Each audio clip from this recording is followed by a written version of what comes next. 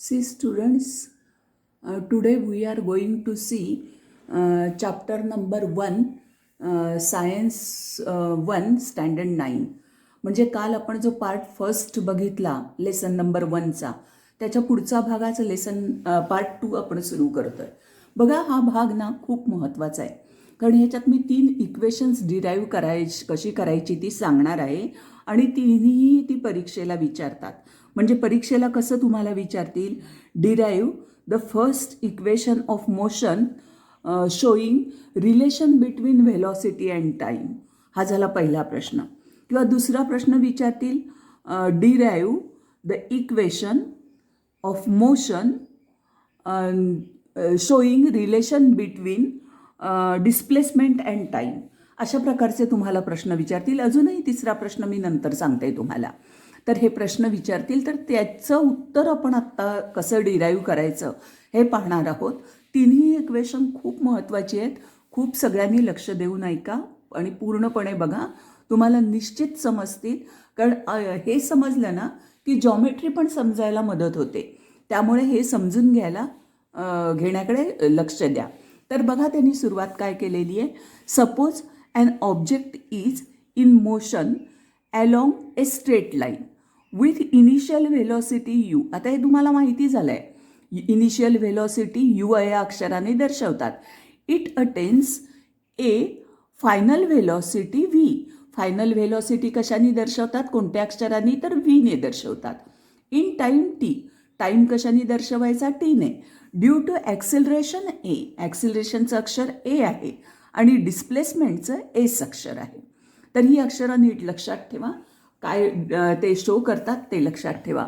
The 3 equations of motion can be written as. पहिल्यांदा त्यांनी equation फक्त रिटर्न करून दाखवलेली आहेत. पहिले इक्वेशन काय आहे, v is equal to you plus a t. This is the relation between velocity and time. मगाशी मी सांगितलं ना की derive the equation of motion showing relation between the velocity and time असा प्रश्न येऊ शकतो. दुसरं इक्वेशन काय आहे, s is equal to u t plus 1/2 a t square. This is the relation between displacement and time. तुम्हाला जे रिलेशनचं विचारतील, व्हेलॉसिटी टाईम, डिस्प्लेसमेंट टाईम और डिस्प्लेसमेंट अँड व्हेलॉसिटी रिलेशन, तर ते इक्वेशन त्याप्रमाणे तुम्ही लिहायचं. तर पहिलं त्यांनी सुरुवात केलेली आहे व्हेलॉसिटी अँड टाईम. म्हणजे बघा, equation describing the relation between velocity and time. हे इक्वेशन पहिल्यांदा त्यांनी डिराईव्ह केलेली आहे. त्याच्यासाठी त्यांनी फिगर 1.9 शो केलेली आहे. ही फिगर तिन्ही इक्वेशनसाठी महत्त्वाची आहे. तुम्हाला ही तिन्ही इक्वेशन याच फिगरवरनं लिहायची आहेत. कोणतंही इक्वेशन आलं तिन्हीतलं तरी फिगर हीच तुम्हाला काढायची आहे. तर ही काय आहे, हा ओरिजिन आहे. हा डीपर्यंत गेलेला ऑब्जेक्ट आहे. म्हणजे हे सुरुवातीचा वेग आहे. ओपासून डीपर्यंत सुरुवातीचा वेग means initial velocity. It is denoted by u, letter you.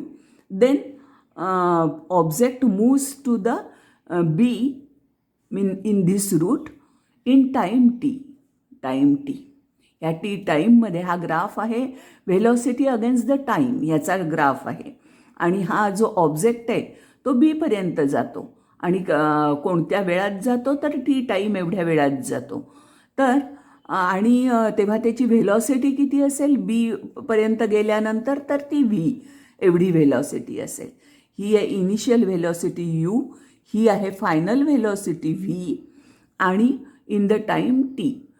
आता बघा, ही झाली फिगर मी तुम्हाला सांगितलं. आता लक्ष द्या.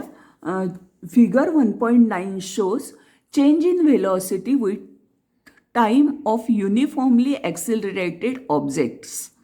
The object starts from the point D. हा बघा, इथपासून सुरू झाला. In the graph of velocity, graph with velocity U. सुरुवातीला इथे त्याची व्हेलॉसिटी सुरुवात केलेली आहे, म्हणजे इनिशियल व्हेलॉसिटी आहे. So it is denoted by U. Its velocity keeps increasing. आता व्हेलॉसिटी वाढत गेली, increasing. And after time T it reaches two point बी. हा ऑब्जेक्ट कुठे गेला, बी पॉईंटपर्यंत गेला आणि त्यावेळी त्याची व्हेलॉसिटी होती v, final velocity. The initial velocity of the object is u and it is OD. The final velocity of object is v, so it is O C. ही फायनल व्हेलॉसिटी, इथपासून एवढी ही त्याची फायनल व्हेलॉसिटी झाली.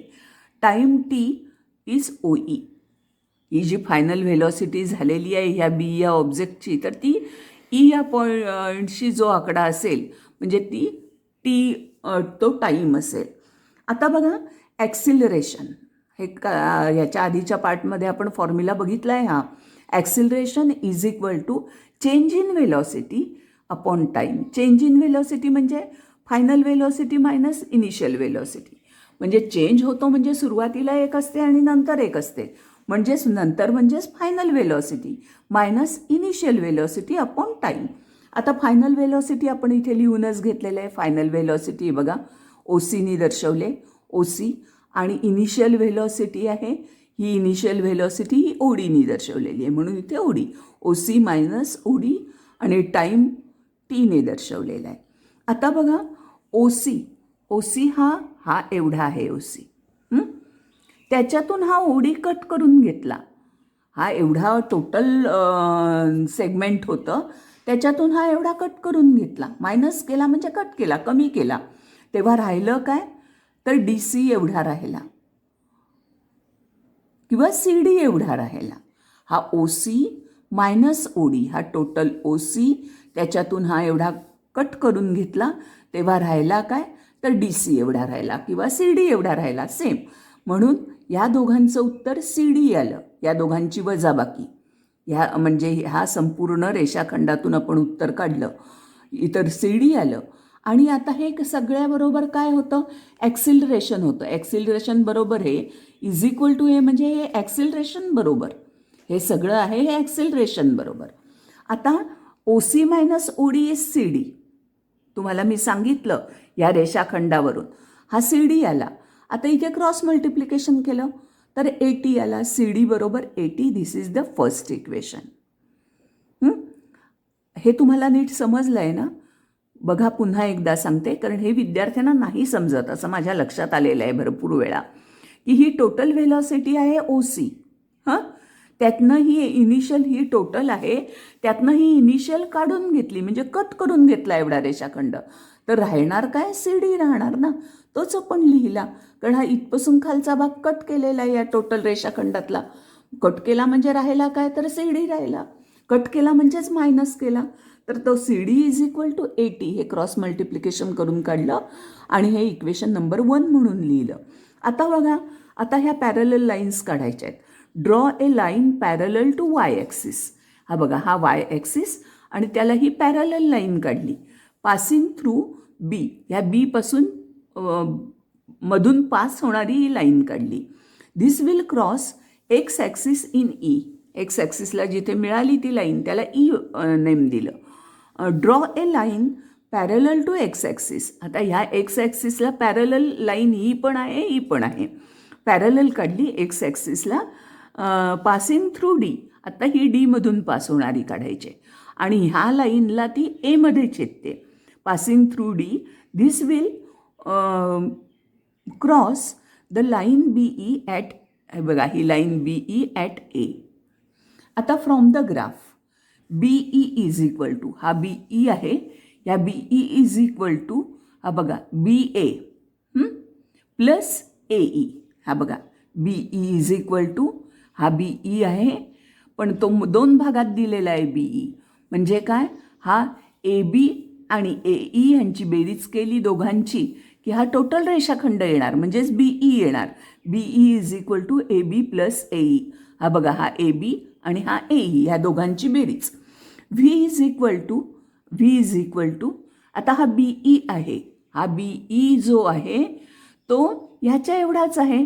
हा काय आहे, ओ C आहे, ह्याच्या एवढाच आहे ओ सी. आणि ओ सी म्हणजे व्ही आहे. हे बघा, ओ सी म्हणजेच व्ही आहे आणि हा ओ सी आहे तेवढाच ई बी आहे. ई बी किंवा बी ई तुम्ही जे म्हणाल ते, म्हणजेच बी ई, हा बी ई हा ओ सी एवढा आहे आणि ओ सी हा व्ही आहे. म्हणून व्ही इज इक्वल टू, म्हणजे या इक्वेशनवरून आपण पुढे लिहितोय, बीई हा व्ही एवढा झाला, इज इक्वल टू हा ए बी आहे. ए बी बघा कुठे आहे, हा ए बी आहे. मग A B is equal to C D आला. मग ए बीच्या ऐवजी मी सी डी लिहून घेतला. आता हा ए ई आहे, हा ए ई आहे, तो ओ डी एवढा आला. हा ए ई आहे तो, हा बघा, हा ए ई आणि हा ओ डी सेम आला. मग तो ए ई ऐवजी ओ डी लिहून घेतला. म्हणजेच व्ही इज इक्वल टू, आता सी डी, हा बघा, C D is equal to A D, A T, हे आपण ऑलरेडी प्रूव्ह केलेलं आहे, C D is equal to A T. मग सी डीच्या ऐवजी ए टी लिहून घेतला. आणि ओ डी जो आहे, हा बघा, ओ डी आहे, हा यू आहे, हा यू आहे. म्हणजेच V is equal to A T plus U, हे इक्वेशन मिळालं. आता फक्त चेंज केलं आहे आपण. नेहमी बेरीज ही क्रमनिरपेक्ष असते. 5+7चं उत्तर जेवढं येईल तेवढंच 7+5चं येतं. म्हणजेच व्ही, इथे दोघांची बेरीज आहे आणि ही पण क्रमनिरपेक्ष आहे. जसं मी आत्ता सांगितलं, 5+7 म्हणजे 7+5, दोन्ही उत्तरं सेम येणार. तेच इथे दोघांची बेरीज आहे. पहिला कुठलाही आपण लिहू शकतो. तो ह्यावेळी मी पहिला हा लिहून घेतला त्यांनी आणि नंतर हा आकडा लिहून घेतला, 80 हा. तर पहिलं इक्वेशन आपलं प्रूव्ह झालं, V is equal to you plus 80. This is the first equation of motion. म्हणजे पहिला एक जो मी तुम्हाला म्हटलं इक्वेशन डिराईव्ह करायला 3 येतात, त्यातलं फर्स्ट इक्वेशन डिराईव्ह केलं. हा ग्राफ नीटपणे लक्षात ठेवा, म्हणजे आपल्याला पुढच्या सगळ्या इक्वेशनमधनं हा ग्राफ वापरायचा आहे. आता दुसरं इक्वेशन बघा, equation describing the relation between displacement and time. आता बघा काय काय त्यांनी सांगितलेलं आहे. Let us suppose that an object in uniform acceleration A, uniform acceleration A, ॲक्सिलरेशनला ए सांगितलं, and it has covered the distance S within time T from the graph in figure 1.9. The displacement covered by the object during time t is given by the area of quadrangle DOEB. DOEB हा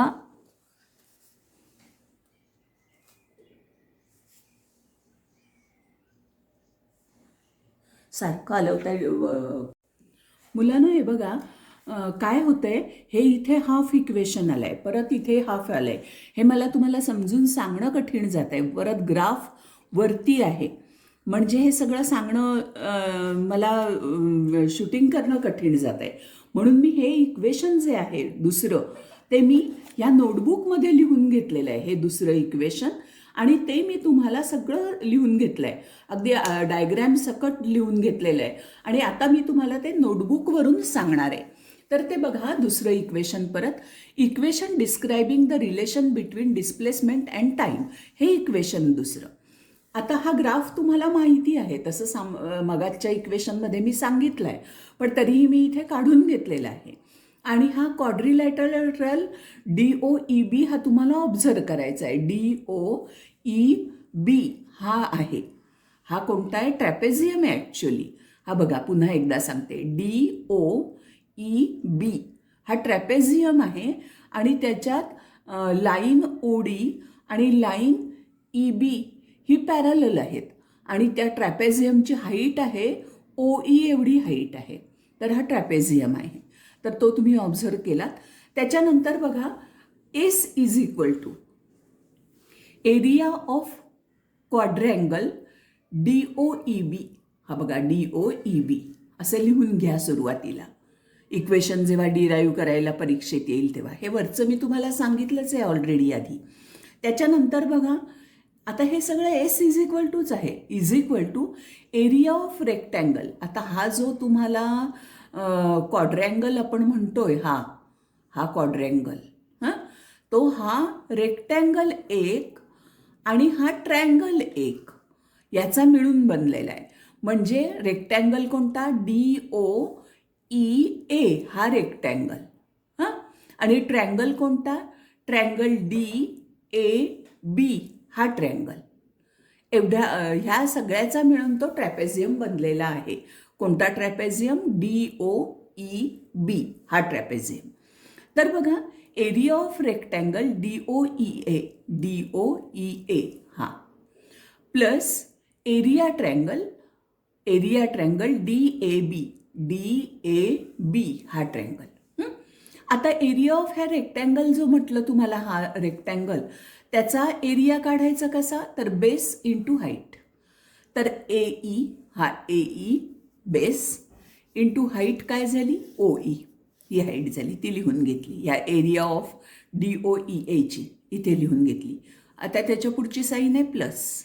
आता area ट्रँगलचं कसं क्षेत्रफळ काढायचं, तर 1/2 हां, आणि ट्रँगलचा तुम्हाला माहिती आहे क्षेत्रफळ कसं काढायचं, area base 1/2 base into height, म्हणजे बेस इंटू हाईट. 1/2 पण हा मी 1/2 लिहिला, हा AB हा बेस लिहिला इथे, इंटू हाईट AD लिहिली. हां, तर पण आता काय आहे बघा, हा AE is equal to OD आहे आणि इज इक्वल टू U आहे. हा बघा, हा U आहे. म्हणजेच AE is equal to OD is equal to U, म्हणजेच AE is equal to U. आता OE बघा बरं कुठे आहे, तो O आणि E हा टाईम आहे, हा बघा T टाईम.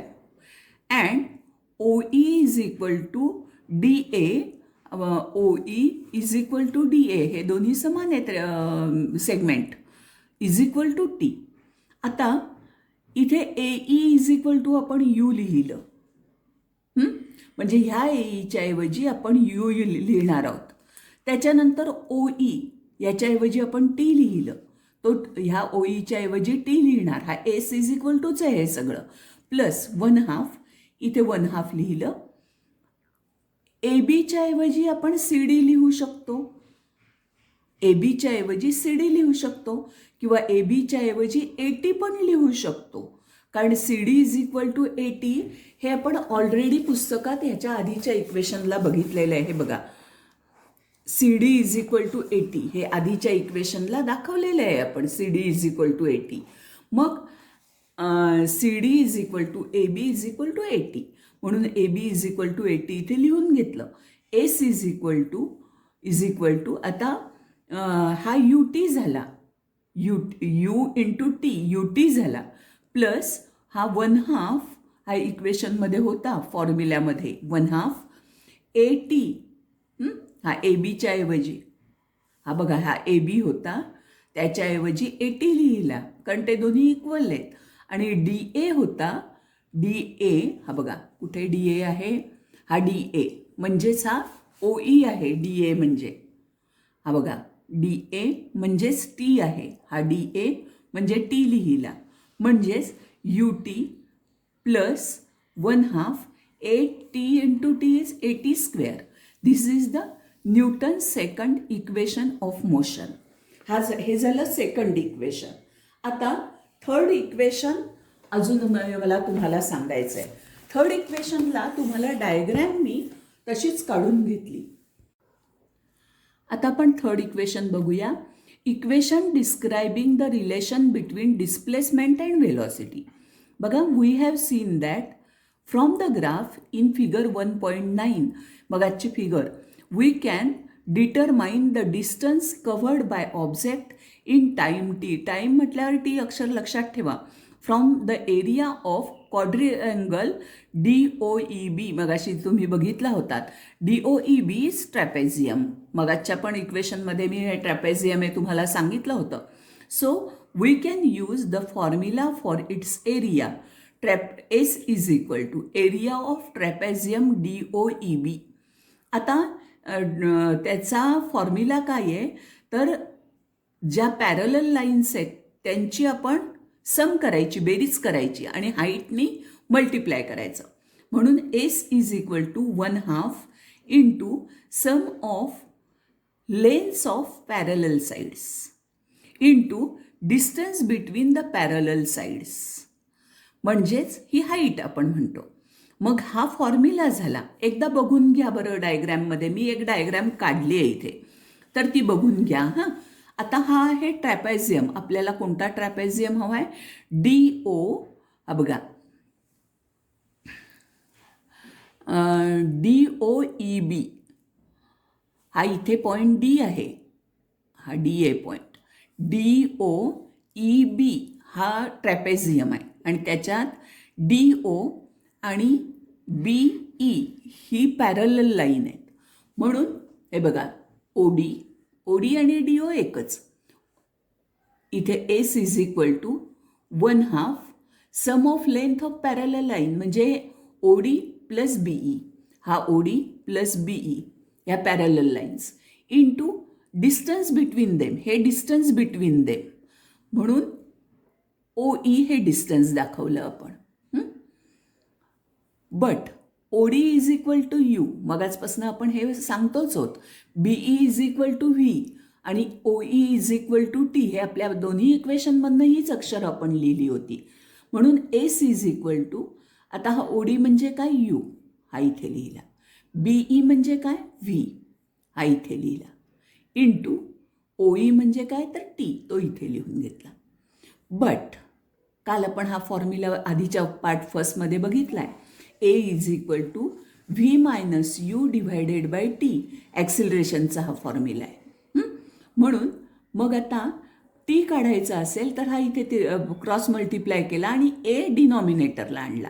म्हणजेच T इज इक्वल टू, म्हणजे हे कसं केलं, एक स्टेप मी तुम्हाला दाखवते. इथे हे क्रॉस मल्टिप्लिकेशन केलं आणि AT is equal to V minus U आले. हे क्रॉस मल्टिप्लाय केलं आणि हा V मायनस U. पण आपल्याला T इज इक्वल टू हवा आहे, म्हणजेच हा T हवा आहे, म्हणजेच A हा डिनॉमिनेटरला जाईल. देअरफॉर काय म्हणायचं आपल्याला, T is equal to V minus U upon A. हा बघा, हा A डिनॉमिनेटरला आणला इथे आणि V मायनस U तसाच ठेवला आणि T इज इक्वल टू काढलं.